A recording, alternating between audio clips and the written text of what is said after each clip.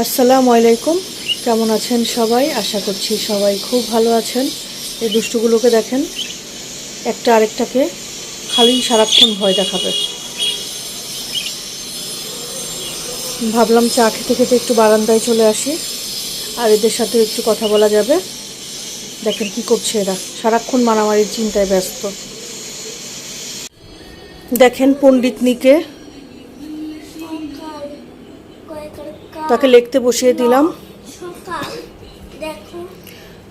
Class test শুরু হয়ে যাচ্ছে,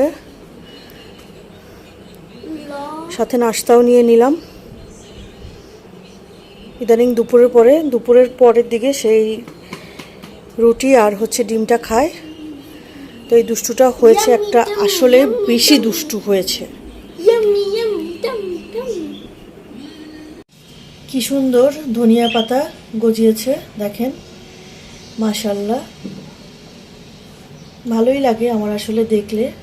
তবে আমার কেন জানি ফল যেই এগুলো দেয়, যেমন টমেটো, তারপরে বেগুন, এগুলো কিনতে ইচ্ছে করে না। মনে হয় যে এগুলো বেশি যত্ন হলে তাহলে এগুলো হয়। এখানেও ধনিয়া পাতাগুলো হচ্ছে। রান্না করতে আসলাম, এখানে করে নিচ্ছি আজকে ইলিশ মাছ দিয়ে ধুন্দুল। আর এই সাইডে আলুটাকে কষিয়ে তারপরে ঝোলের পানি দিয়ে দিয়েছি। এখানে ডিমের তেলানি করে নেব একটু আলু দিয়ে, পাতলা ঝোল করে। ডিম দিয়ে দিয়েছি, এখন ঢাকা দিয়ে দিব। আর এই সাইডে ধুন্দুল দিয়ে দিয়েছি, এখন এগুলো একটু কষুক।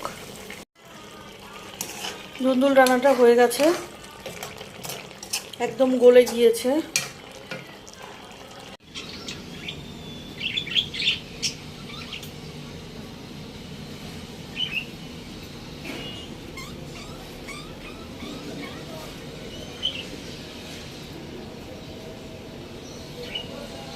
ঘুম থেকে উঠে এই দুষ্টুটা সকালবেলায় আমাকে বলেছে সে পানিপুরি মানে ছোট ফুচকা খেতে চায়। তো কি আর করবো, সন্ধ্যার নাস্তায় তাকে আনিয়ে দিলাম। কেমন টকটা, কেমন? এই লোকটার টকটা অনেক মজা হয়, আমিও খেয়েছিলাম টকটা।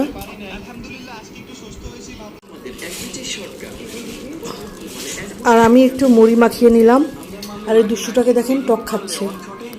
তাই খাবে মুড়ি মাখানো? খাবে না। দেখেন দুষ্টুটার অবস্থা। আমি আসলাম এই রুমে একটু কাজ করব, আমার পিছে পিছে চলে এসেছে খাতা বই নিয়ে। এখানেই নাকি এখন পড়বে। কত বড় একটা দুষ্টু, এই দুষ্টু। রাতের খাবার নিয়ে নিলাম এই দুষ্টুটার জন্য।